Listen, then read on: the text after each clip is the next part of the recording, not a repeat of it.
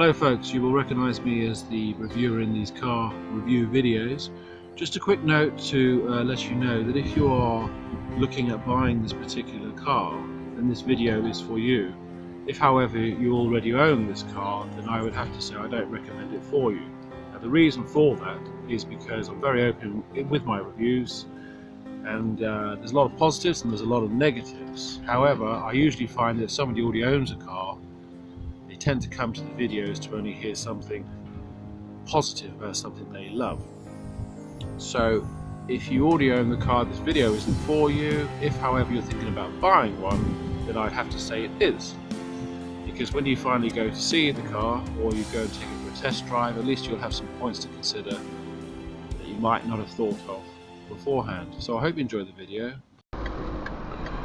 Well, I have to admit, this is what we call a Marmite car. It's a Marmite car because you're either going to love it or you're going to hate it. Well, the first thing I can say about this car is it's got the most interesting design and layout I've seen in a very, very long time. Obviously the French Citroen are known for being a little bit quirky, but there's something about this vehicle that I just happen to like so much.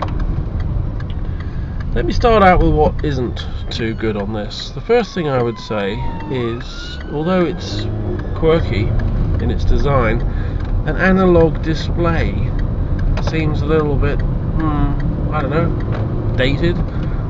And the Rev Counter here, which is analogue, looks a bit dated. I think they could have gone for a more modern format, but maybe I'm just being picky, I don't know. But it's a great little thing. It's quite stylish. Carbon graphite imitation here. The buttons down here are a little bit at a funny angle, to be fair, and I think the information on the center console is a little bit hard to decipher while you're driving along. Now the drive in this vehicle is surprisingly very good.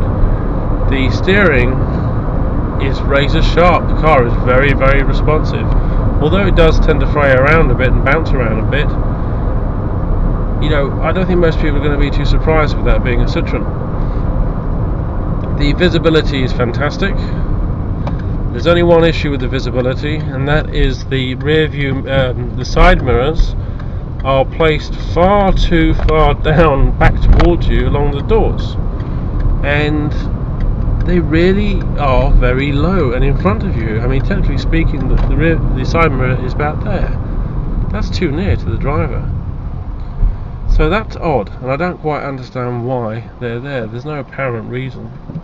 The Rev Counter here, nice little spot, but you know, it could have been further up, because when you turn like this, you can't see it. Also, this centre part here on the steering wheel does not move. It's very irritating, it's quite disorientating. It's all to do with the airbag, you see, but really at the end of the day this is a no-no, because as you're turning the steering wheel, this centre point here is not moving at all, and it just doesn't flow with the movement you're trying to perform. So that's really, really quite weird. It's not quirky, as in different in design, it's just weird and not good. So that's a flunk, definitely. But the actual drive itself, really quite cool.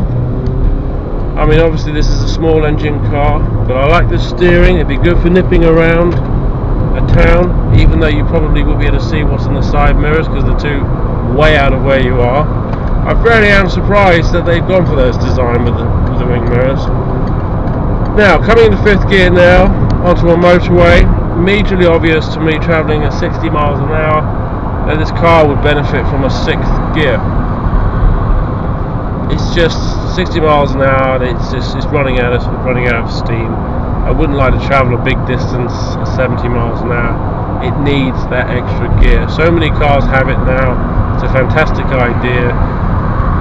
Stick it in. Seating position is a little bit odd. I do feel a little bit more like I'm sat in like a cafe chair in terms of the position. I do prefer to be more seated like a cockpit. The steering wheel does feel a bit odd, but I think, you know, yeah, it does feel like you're sitting on a bench a bit, but I think you just have to get used to that. The brakes, on the other hand, not particularly fantastic.